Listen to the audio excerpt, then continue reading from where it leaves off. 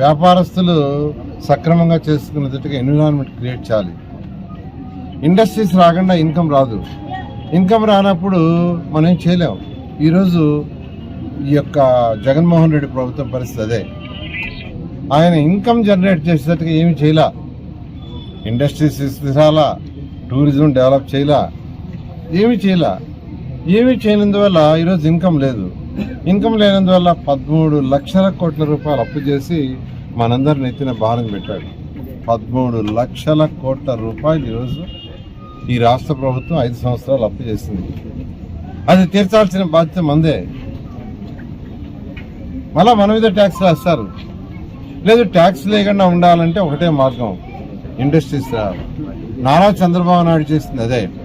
ఆయన ఎంతసేపటికి ఇతర దేశాల నుంచి మన రాష్ట్రంలో ఇండస్ట్రీస్ పెట్టేటట్టుగా చేశాడు.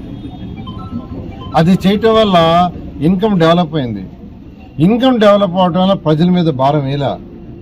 అందుకనే 2014 నుంచి 19 5 సంవత్సరాల్లో ఒక్కరి మీద ఒక్క పైసా కూడా ట్యాక్స్ పెంచలే. మేము తెలుగుదేశం ప్రభుత్వంలో ఒక్క పైసా కూడా ట్యాక్స్ పెంచలేదు.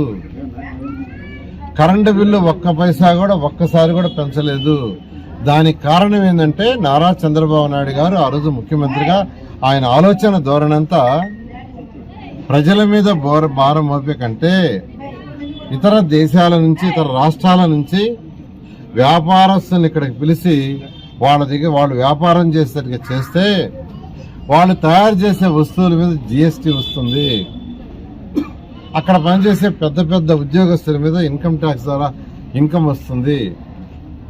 దాంతో ప్రజలకు సేవ చేయొచ్చు, ప్రజలకు సంక్షేమ పథకాలు చేయొచ్చు.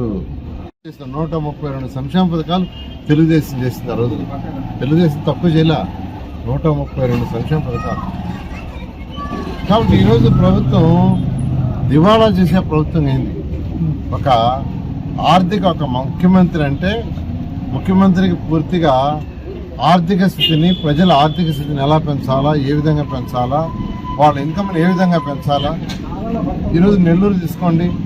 నెల్లూరులో 5 సంవత్సరాల్లో నెల్లూరులో అనేక పనులు చేసాం.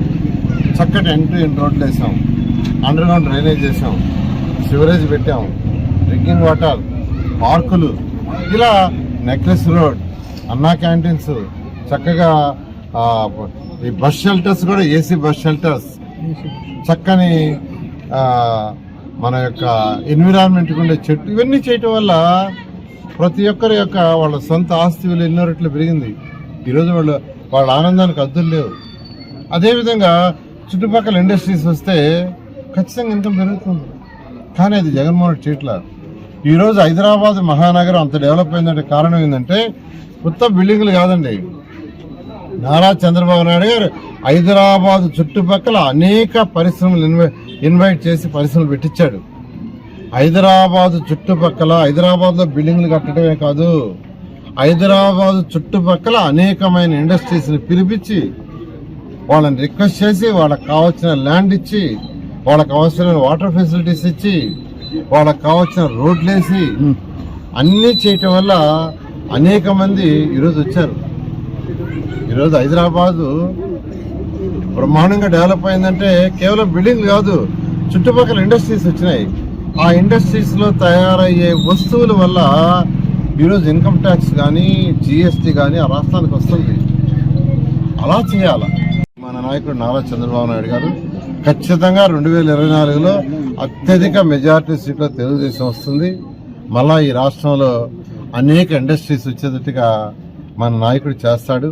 అది చేయటం వల్ల యువత ఎవరైతే ఈరోజు యువత ఉన్నారో యువత అందరికి కూడా వాళ్ళ భవిష్యత్తుకి ఉద్యోగాలు రావటం, వాళ్ళ ఇన్కమ్ పెరగటం, ఆర్థిక పరిస్థితి పెరుగుతుంది. అది పెరగటం వల్ల సంక్షేమ పథకాలు ఏదైతే పేదలు నిరుపేదలకు ఉన్నారో వాళ్ళకి చేయటం కూడా జరుగుతుంది.